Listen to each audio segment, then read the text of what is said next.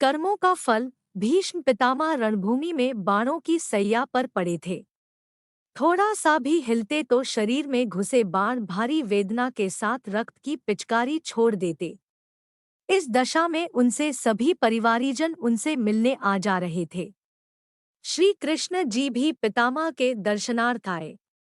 उनको देखकर भीष्म जोर से हंसे और बोले, आइए माधव। पितामह ने उनको बैठ जाने का इशारा किया। फिर इधर-उधर की बातें होती रही। अंतत पितामह ने कहा, हे कृष्ण, आप तो सर्व ज्ञाता है, सब जानते हैं। मुझे ये बताइए, मैंने ऐसा कौन पाप किया था जिसके कारण मुझे इतना भयावह परिणाम भुगतना पड़ा। कृष्ण ने मुस्करा कर कहा, हे पितामह, आप तो स्वयं त्रिकालदर्शी हैं। आपके पास तो वह शक्ति है जिससे आप अपने पूर्व जन्म देख सकते हैं। आप स्वयं ही देख लेते। तब भीष्म बोले, हे देवकी नंदन, मैं यहाँ अकेला पड़ा और कर ही क्या रहा हूँ। मैंने तो अपने 100 जन्मों को देखा, परंतु मुझे कुछ ऐसा नहीं दिखा जिसके परिणामवश मुझे इतना बड़ा दंड मिले कि मेरा पूरा शरीर बाणों से बिंध गया है।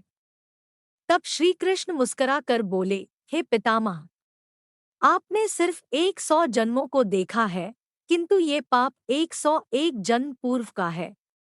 आप ध्यान लगाकर देखिए, आपको उत्तर मिल जाएगा। आप ही बता दीजिए, पितामह ने कहा। तब श्री कृष्ण ने ध्यान लगाया और बोले कि 101 जन्म पूर्व एक नगर के राजा थे। एक दिन वह मार्ग से अपनी सैनिकों की एक टुकड़ी के साथ कहीं जा रहे थे। तभी एक सैनिक दौड़ता हुआ आया और बोला, राजन, मार्ग में एक सर्प पड़ा है, यदि उसके ऊपर से गुजरे तो वह मर जाएगा।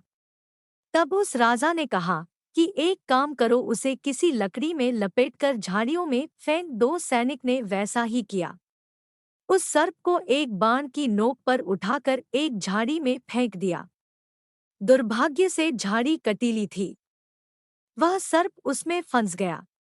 जितना प्रयास वह उससे निकलने का करता, उतना ही और अधिक फंस जाता।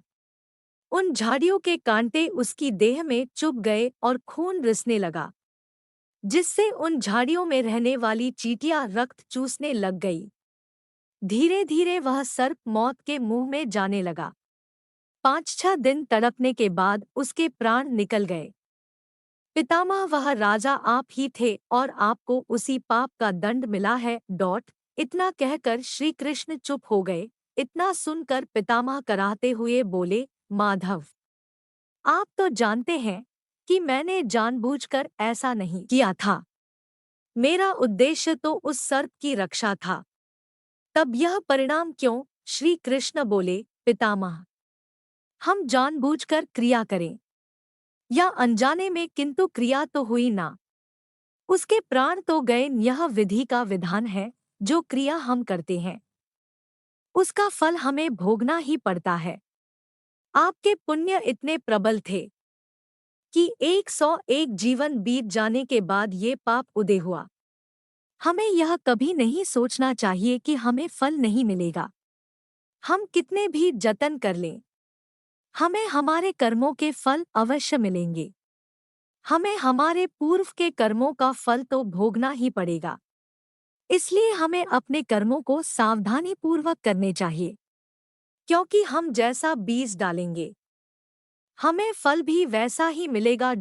मित्रों, अगर आपको कहानी अच्छी लगी हो, चैनल को लाइक शेयर सब्सक्राइब जरूर करें।